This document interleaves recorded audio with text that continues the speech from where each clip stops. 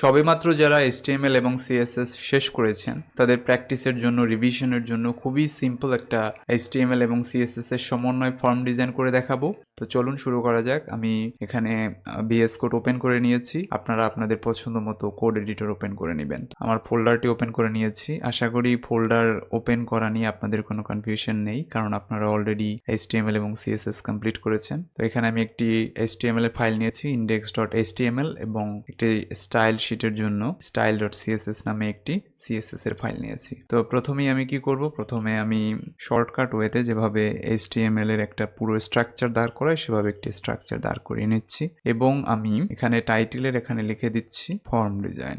শুধু ফর্ম লিখলেই হবে। তো এরপরে আমি এই ফাইলটাকে, HTML ফাইলটাকে লিঙ্ক করে দিচ্ছি। কার সাথে লিঙ্ক করে দেব? CSS ফাইলের সাথে। রিলেশন দিয়ে দিচ্ছি স্টাইল শিট, এবং এটার সাথে লিঙ্ক করিয়ে দেব আমার ফাইল যেটা নাম আছে style.css। ওকে, সেভ করে নিচ্ছি, এবং এটি আমি লাইভ সার্ভারের মাধ্যমে ওপেন করে নিচ্ছি। এপাশে দেখতে পাচ্ছেন আমার লাইভ সার্ভার ওপেন হয়ে গেছে। তো আমরা প্রথমেই কি করব, আমরা বডির মধ্যে চলে যাব, এবং এখানে আমরা একটা ডিভ নিয়ে নিব, ডিভের একটা ক্লাস নিয়ে নিব, এবং ক্লাসের নাম দিব ফর্ম কন্টেইনার। আপনারা যে কোনো নাম দিতে পারেন, ফর্ম কন্টেইনার। এরপরে কি করব, এর মধ্যে আমরা মূলত লিখব h2 এর মধ্যে কন্ট্যাক্ট ফর্ম। এরপরে আমরা এর মধ্যে একটা ফর্ম নিয়ে নিব ফর্ম ট্যাগ ব্যবহার করে, এবং এই ফর্মের মধ্যে আমরা খুবই সিম্পল একটা HTML এর ফর্ম স্ট্রাকচার দাঁড় করিয়ে নিব। এই ডিভের একটা ক্লাস দিয়ে দিব, এবং ক্লাসের নাম আমি দিয়ে দিচ্ছি ইনপুট গ্রুপ, এবং সেম ভাবে আমি আরো 3টা ডিভ নিয়ে নিচ্ছি। সেভ করে জাস্ট এখানে পেস্ট করে দিচ্ছি। তো প্রথম যে ডিভটি নিয়েছি সেই ডিভের মধ্যে আমরা কি করব, প্রথমে একটা লেবেল দিয়ে দিব, এবং এই লেবেলের মধ্যে আমরা লিখব ফুল নেম। এরপরে যে ডিভটি দিয়েছি সেই ডিভের মধ্যে আমরা আরেকটা লেবেল নিয়ে নেব, এটার নাম দিব ইমেইল অ্যাড্রেস। এরপরে যে ডিভটি নিয়েছি সেই ডিভের মধ্যেও আমরা একটা লেবেল দিয়ে দিব, এবং এটার নাম দিব সাবজেক্ট।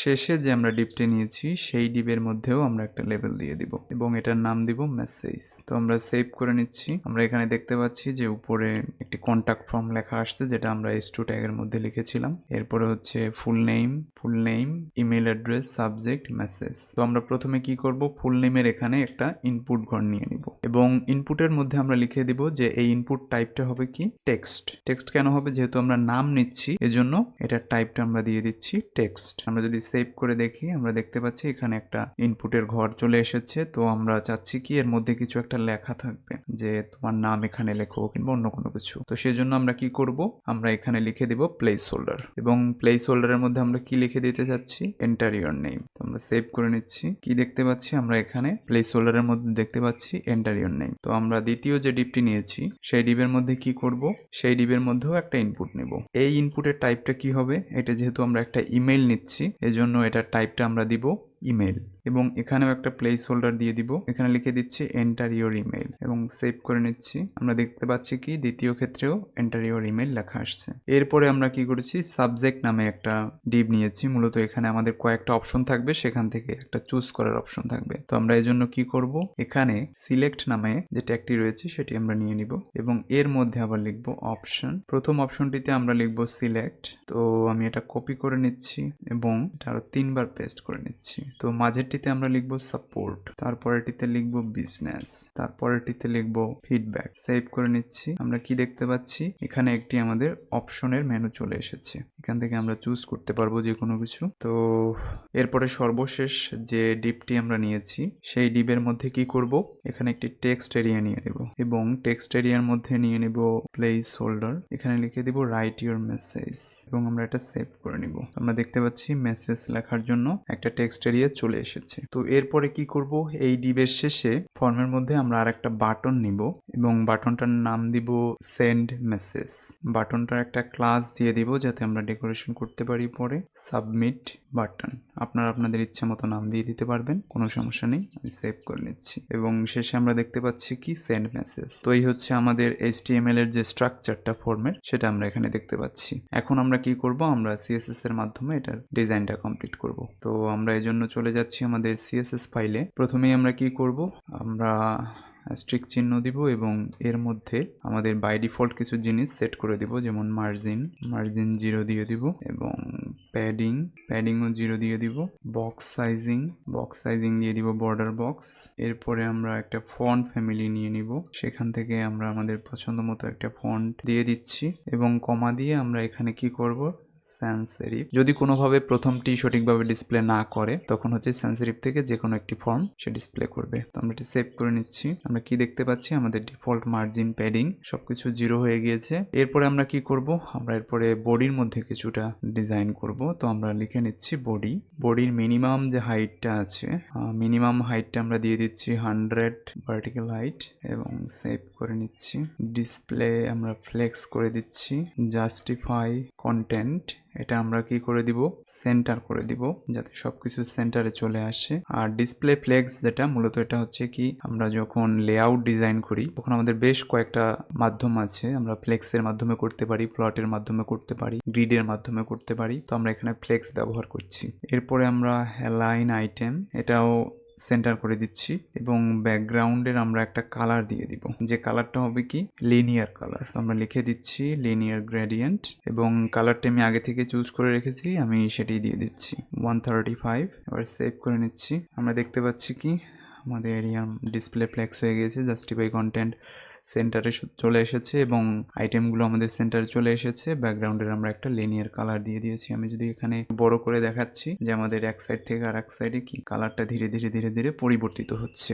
এরপরে আমরা কি করব, এরপরে আমরা ফর্ম যে কন্টেইনারটা আছে, কন্টেইনারটা দেখতে পাচ্ছেন যে কন্টেইনারের মধ্যে সবকিছু মূলত আছে, সেইটাকে একটু স্টাইল করব। তো আমরা এখানে যেহেতু আমরা ফর্ম কন্টেইনার যেটা, সেটা কি একটা ক্লাস আকারে নিয়েছি, এর জন্য আমরা এখানে একটা ডট দিয়ে দিব এবং ফর্ম কন্টেইনার। তো প্রথমে আমরা এর একটা উইডথ সেট করে দিব, সেটা দিয়ে দিচ্ছি 400 পিক্সেল। একটা ব্যাকগ্রাউন্ড দিয়ে দিব এবং ব্যাকগ্রাউন্ডের কালারটা দিয়ে দিচ্ছি ওকে। দেন প্যাডিং দিয়ে দিচ্ছি 40 পিক্সেল।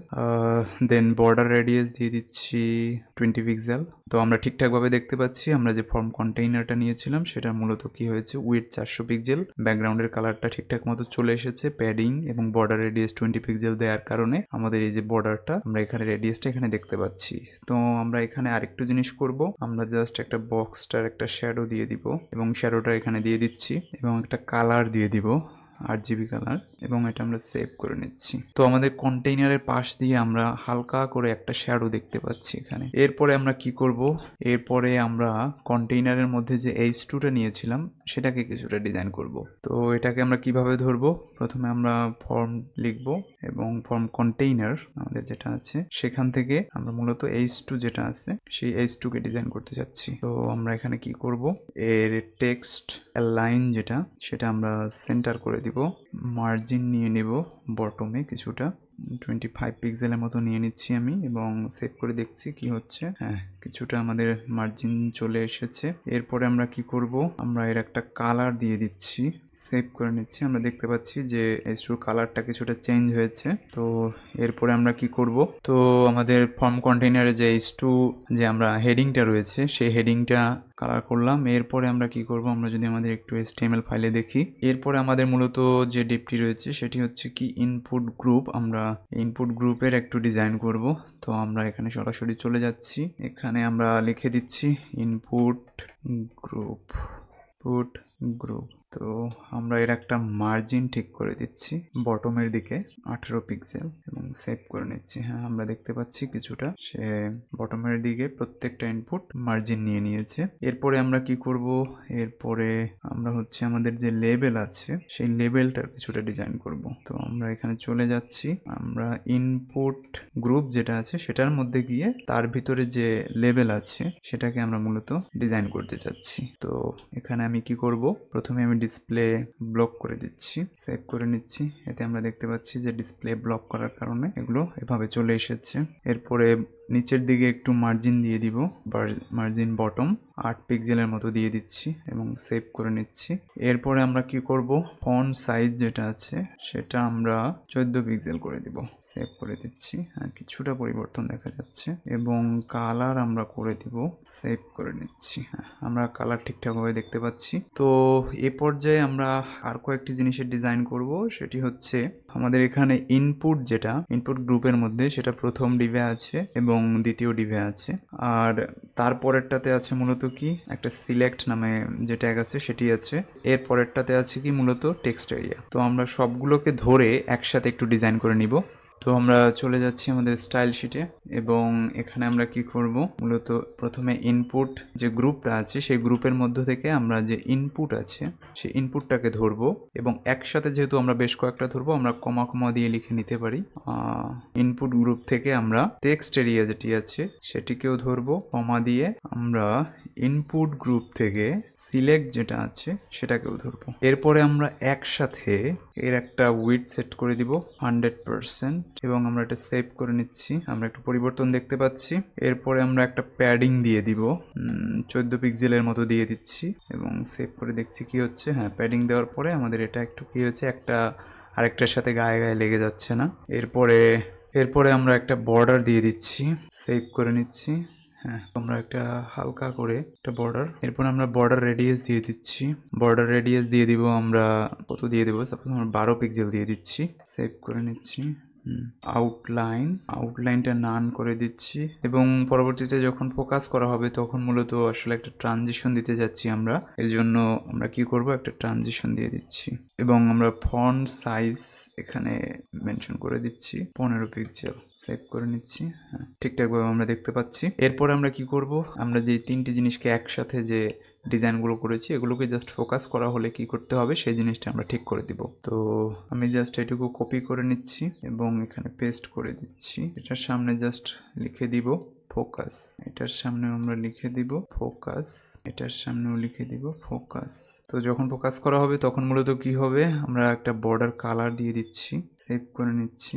আমরা যখন দেখতে পাচ্ছি আমরা যখন ফোকাস করছি অর্থাৎ এখানে যখন বাটনটা রেখে ক্লিক করছি তখন এর বর্ডারের কালারটা চেঞ্জ হচ্ছে। তো এরপরে আমরা কি করব, আমরা একটু বক্সটা শ্যাডো দিয়ে দিব, আমরা সেভ করে নিচ্ছি। তো আমরা যখনই এখানে ফোকাস করব আমরা হালকা একটু শ্যাডো দেখতে পাচ্ছি, আপনাদের শ্যাডো পছন্দ না হলে দিবেন না।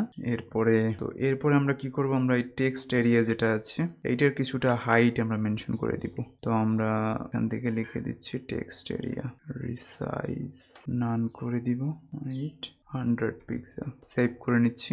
আমরা একটা নির্দিষ্ট হাইট এখানে দেখতে পাচ্ছি। তো আমাদের মোটামুটি উপরের পার্টটা ডিজাইন করা হয়ে গেছে। তো এই পর্যায়ে আমরা কি করব, আমরা আমাদের যে সাবমিট বাটনটি আছে সেন্ড মেসেজ সেটাকে আমরা একটু সাজাবো। তো আমাদের সাবমিট বাটনের আমরা একটা ক্লাস দিয়ে দিয়েছিলাম, সেটার নাম কি সাবমিট বাটন। তো এটা কপি করে নিচ্ছি এবং এখানে এসে এটা আমি পেস্ট করে দিচ্ছি সাবমিট বাটন। তো সাবমিট বাটনের আমরা কিছুটা ডিজাইন করব। প্রথমে এর একটা উইডথ দিয়ে দিচ্ছি 100%, সেভ করে দেখছি হ্যাঁ উইডথটা ঠিকঠাক মতো নিয়ে নিয়েছে।